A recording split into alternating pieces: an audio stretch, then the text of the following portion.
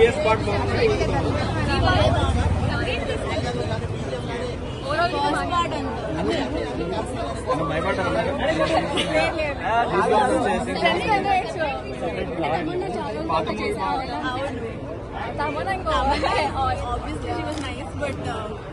Friends తో వెళ్ళాం కాబట్టి half the time tracking jokes but it was so అంటే normal as a family audience వీళ్ళకి చూస్తే ఎలా అనిపించింది? భయం అంటే ఆల్రెడీ హారర్ సినిమాది అలవాటు ఉంది కాబట్టి అంతేం భయమే లేదు. But it was nice.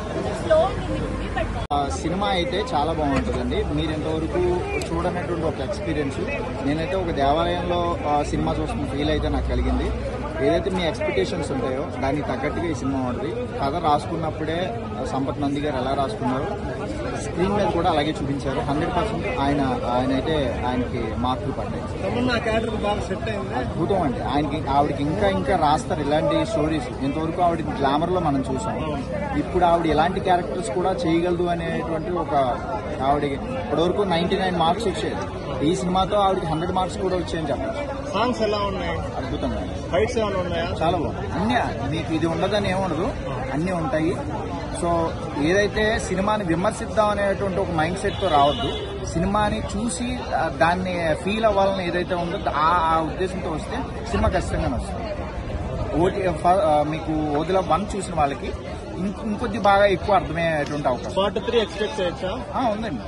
అందులో తమన్నా ఛాన్స్ ఉందా? తెలీదు. అది నాకు ఇప్పుడు నేనే థర్డ్ 3లో ఉంటానో లేదో నాకు తెలీదు. నేను 2లో ఉన్నాను, 1లో లేను. నేను నాకు చదువుకింద చేశాను దీంట్లో.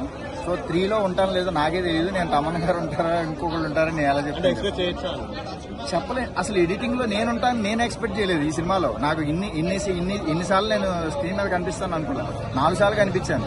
ఎంత పెద్ద పాన్ ఇండియా సినిమాలో నేను 4 సార్లు కనిపించడం చాలా గ్రేట్. 4 సార్లు డైలాగులు ఉన్నాయి, అది గ్రేట్.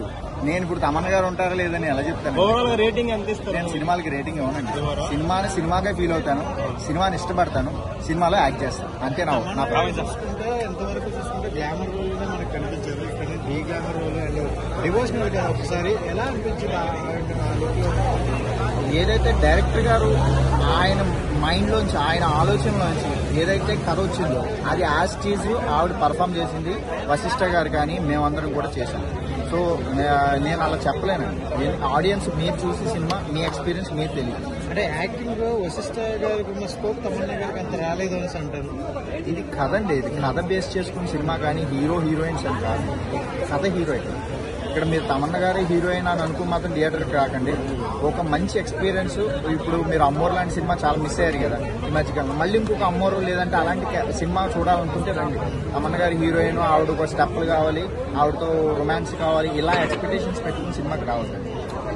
హబ్బా పటేల్ గారి రోల్ చాలా తక్కువ ఉంది. అంటే పార్ట్ 1లో ఎక్కువ ఉండడం వల్ల ఎంత అవసరం అంతే ఉంటుందండి. నేను కూడా యాక్చువల్లీ నాకు 4 సార్లు ఇందులో చూపించారు. ఇంకోసారి కనిపిస్తే బాగుంటుందని అనిపించింది.